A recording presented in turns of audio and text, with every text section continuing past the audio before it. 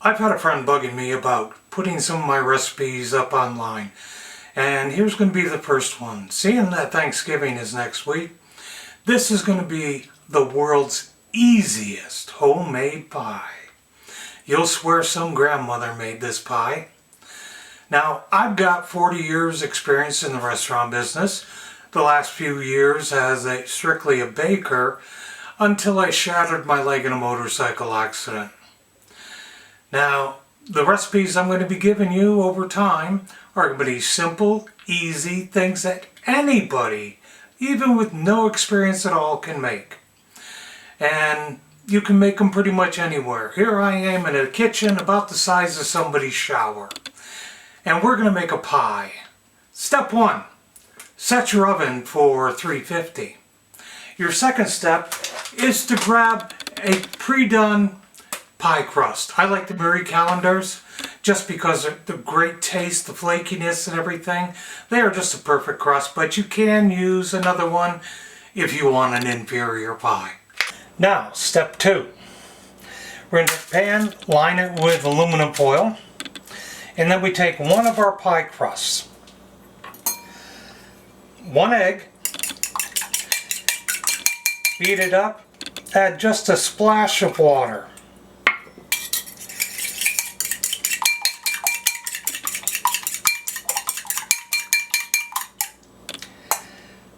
Now what we're going to do is spread this egg mixture all over the pie crust. And then we're going to par bake it. What that's going to do is give a little bit more waterproofing to the crust so you don't end up with a soggy crust. You got to cover the whole thing pretty good. Make sure you don't have any big blobs of egg or anything. Don't forget to get the upper crust too. You want a nice color to it. And we're going to use that to also help seal the top crust on. Then you're going to take your fork and poke a couple little holes in the bottom. This way your pie crust doesn't bubble up on you from the heat. Now, this is going to go in the oven for just 15 minutes. Your next step is measuring out your fruit. Today, we're going to do blueberries. And we always use frozen fruit. Now, if it's in the summer, you can grab yourself a couple of sticks of rhubarb, about a half a cup maybe, and add them to this mixture. Your pie will not taste like rhubarb. It will just enhance the blueberry taste. It's some kind of voodoo I really don't understand. So you have your blueberries here. We're going to put them in the big bowl. And then this crust is going to be set aside because this is going to be the top crust. We're just using it right now to measure. To your blueberries, you're going to add 1 teaspoon of vanilla. Add 1 teaspoon of lemon juice. And then we're going to mix it around. I like to put the liquid in before the dry ingredients to keep it from clumping. The beauty of this recipe is you can use any frozen fruit and the pie will come out perfect. Now we're going to add 1 cup of Splenda. Being diabetic, I use the Splenda. And nobody can tell that this pie is not a sweetened pie. They will not believe that it's sugar-free. It's just friggin' amazing. Again, a little more voodoo. To that, we're going to add 5 teaspoons of tapioca flour and 5 teaspoons of cornstarch. We will mix this up thoroughly to try and get all the frozen fruit covered as much as possible. to give it more of an even baking in the oven, even though we will have extra dry ingredients that will go onto the top of the pie.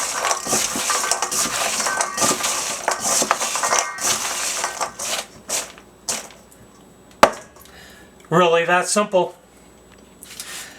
Now we have our par-baked bottom crust. To this we add our fruit mixture.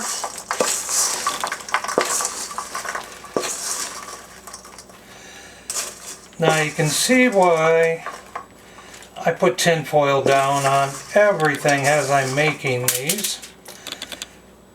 Because the stuff does fall all over.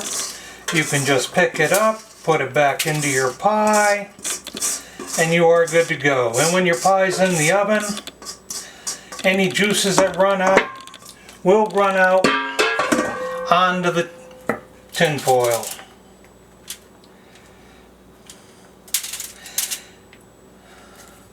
Yes, I call it tin foil.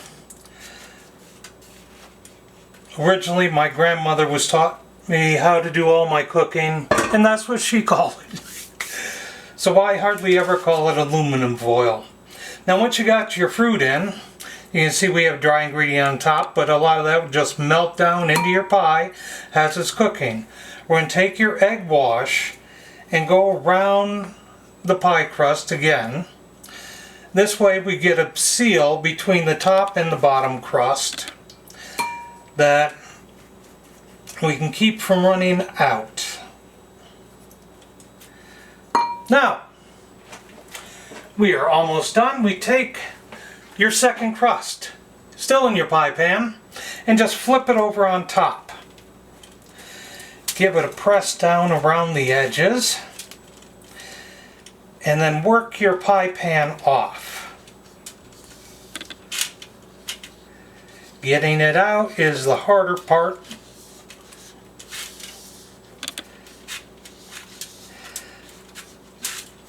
Well, I shouldn't say the harder part. The hardest part is actually making a crust and spending about an hour on it. This is just so easy, it's unbelievable. We're going to push down the edges of the crust. You can decorate with a finger, you can decorate with a fork if you want to make it fancy, or you can just do it flat.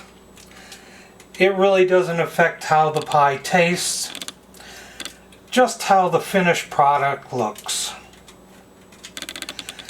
Now once we got this down, we're going to have to vent it.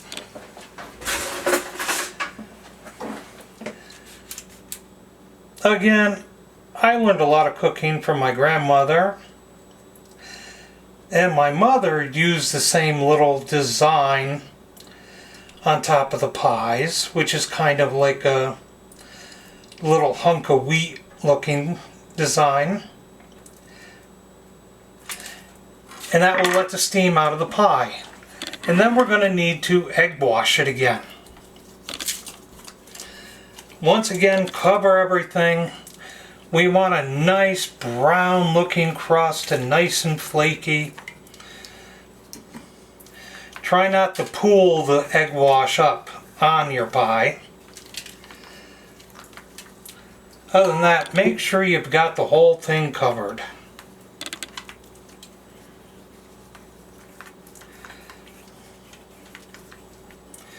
Now, as you can see, that was the easiest thing you could possibly do.